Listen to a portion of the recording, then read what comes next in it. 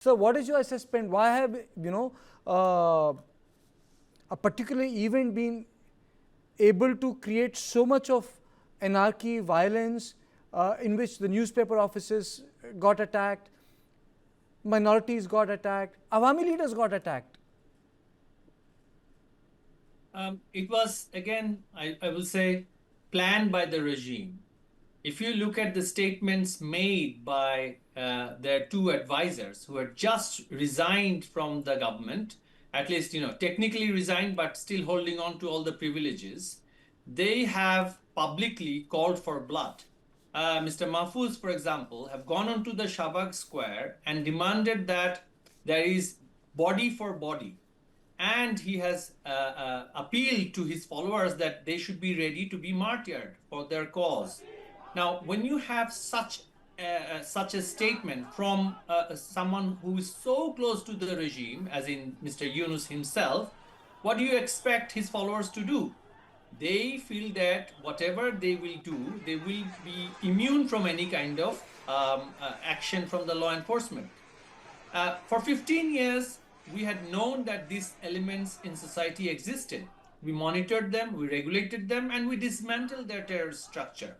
But this government, straight after coming to power, had been inviting Pakistan's ISI officials into the country, Lashkar-e-Taiba and Jaish-e-Mohammed leaders into the country, Maulana Fazlur Rahman into the country. For what? We don't have any political party affiliated with Pakistani political parties except for Jamaat-e-Islami. I mean, if they are really talking about people-to-people relationship, they don't bring in Asma Jahangir from Pakistan. They don't talk about Imran Khan's imprisonment.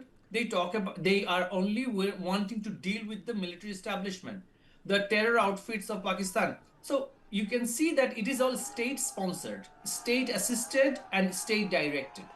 Unless this state is removed, the permanent structure of the government, being the army, the judiciary, the civil service, unless they realize that these leadership, they are the ones who are pushing the country into an existentialist crisis, this situation will not change very much. Mr. Chaudhary, I know, but I have to ask this question to you. When you were in power, why did your government at that point of time fail to understand that you were being infiltrated by pro-China, pro-Pak, and the American lobbies, which sponsored this coup? I mean to say, you were running the government.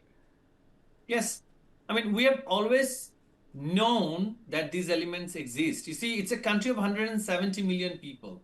Government's capacity is not as great as, let's say, Bangladesh's neighboring countries. Government security capacity, intelligence capacity is quite limited. So having known that these elements exist in our society, you've got to understand that 20% of our people in 1970 voted against creation of Bangladesh in the last election that was held under Pakistan's leadership. So of course, elements from that time would exist in our system. We were successful in managing them for 15 years. Now, of course, there is a limit to how much you can regulate, monitor, and crush the system. But unfortunately, this time, for the first time, they were assisted by the West because they had agents which appeared liberal. They had people like Mr. Yunus, who in the West will wine and dine with the Westerners, supporting LGBTQ++ rights, whilst cozying up with the extremists at home.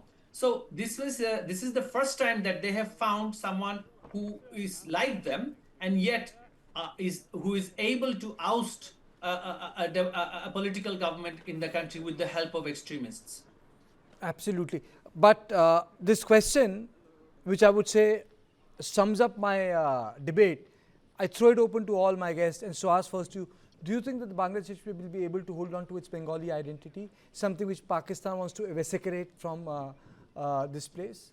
Absolutely. But I mean, these elements, again, I will say these are fringe elements. That's why they're scared of an election. You let an election happen and let the people express themselves. None of them will be politically relevant.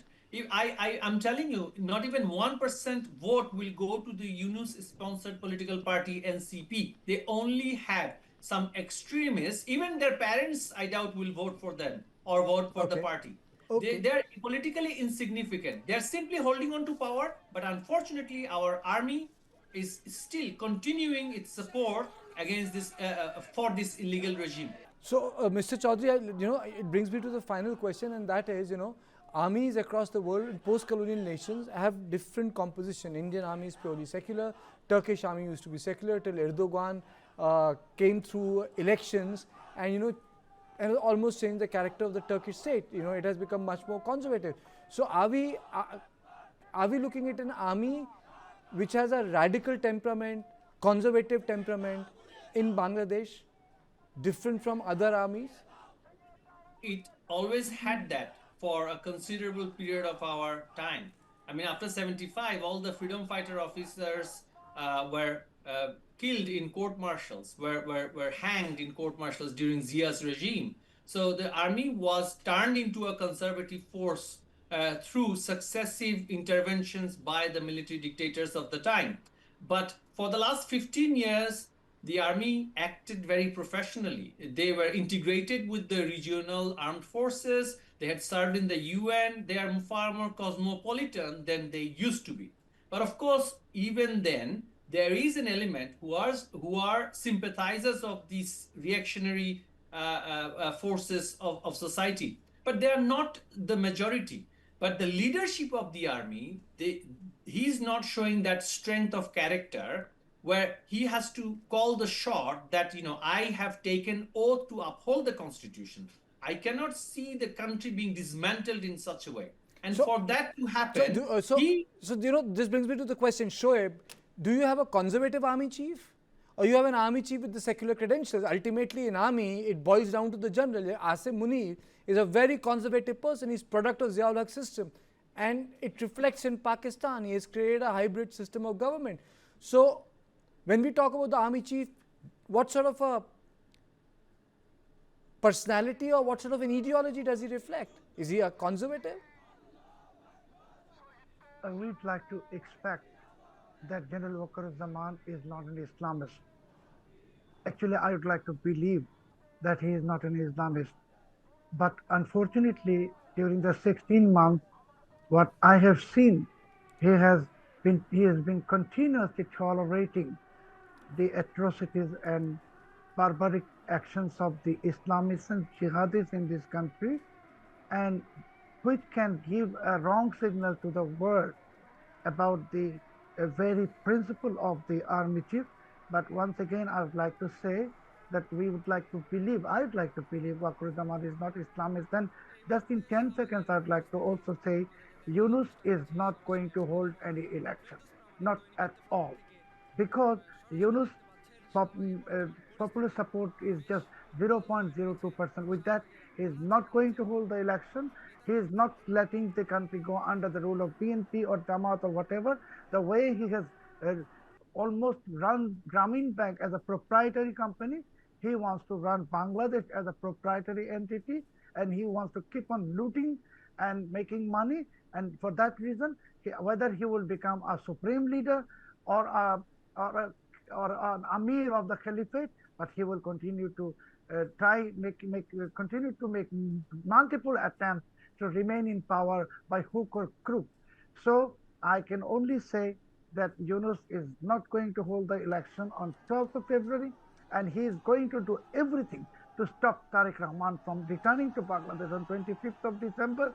And with these realities in front of us, I can guarantee that it is the beginning of the end of Yunus.